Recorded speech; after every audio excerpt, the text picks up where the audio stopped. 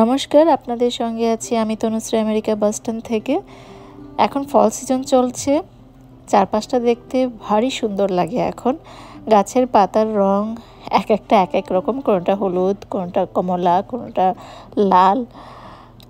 তো দেখতে অনেক সুন্দর লাগে। আমরা যখন টেক্সাসে ছিলাম এরকম সৌন্দর্য দেখতে পারিনি।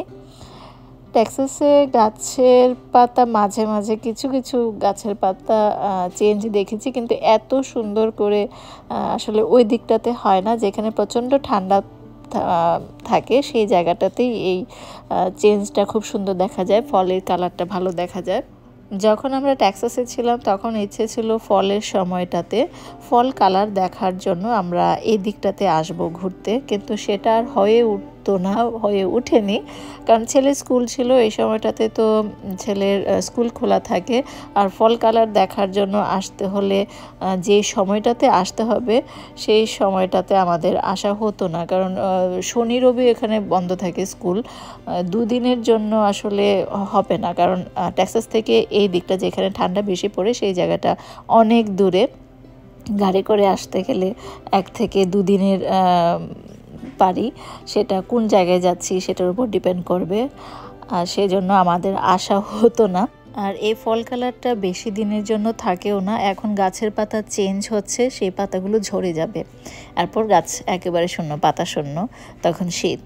তো যেই সময়টাতে মানে ফলের একটা বন্ধ থাকে, যে সময়টাতে স্কুলটা বন্ধ থাকে, সেই সময়টাতে অলরেডি ঠান্ডা পড়ে যায়, প্রচণ্ড ঠান্ডা পড়ে যায় এদিকটাতে। তাই সব কিছু মিলিয়ে ইচ্ছে থাকা সত্ত্বেও আমাদের আসা হয়নি। কিন্তু এখন আর দূরে কোথাও গিয়ে ফল কালার দেখতে হবে না, এখন নিজের বাসায় ঘরে বসেই জানালা দিয়ে ফল কালার দেখতে পারি। সেদিন আমরা কস্কো যাচ্ছিলাম, যাওয়ার পথে ভাবলাম একটুখানি ভিডিও করি, শেয়ার করা যাবে। আবার এখনও যাওয়ার মানে ঘুরতে যাওয়া ইচ্ছে থাকে বিভিন্ন জায়গায়, কিন্তু ঘুরতে যাওয়া হয়ে ওঠে না। এখন সোম থেকে শুক্র তো ছেলে স্কুল আর ছেলের বাবার অফিস থাকে, আর শনি রবি ছেলের জন্যই আমরা আসলে ব্যস্ত থাকি। সকালবেলাটাও আমাদের ব্যস্ততায় যায়, সকাল থেকে দুপুর। শনিবার সে কোচিংয়ে যায় আর রবিবার সে মন্দিরে যায়, মন্দিরে ধর্মীয় ক্লাস হয়। এই শনি রবি যে বাধ্যবাধকতা আছে যেতে, সেটা না, আমরা কোচিংটাতে দিয়ে রেখেছি তাকে একটুখানি অ্যাডভান্স রাখার জন্য। আর মন্দিরটাতে পাঠাই, যেহেতু এখানে এই সুযোগটা আছে মন্দিরে গিয়ে ধর্মীয় আলোচনা শোনার। আমার বাসা থেকে মন্দিরটাও অনেকটাই কাছে, আর যেহেতু এখানে ক্লাস হয় এভরি সানডে, সেজন্য ওকে পাঠাই, যেহেতু এই সুযোগটা আছে সেই জন্য। ইন ফিউচারে সে কতটুকু ধরে রাখবে, কতটুকু মনে রাখবে, সেটা চিন্তা না করে বর্তমানে যেহেতু এই সুযোগটা আছে সেটাকে আমরা কাজে লাগাচ্ছি। এই জন্যই কোথাও যাওয়া হয় না, ইচ্ছে থাকে কিন্তু তারপরেও সময় সুযোগ হয়ে ওঠে না।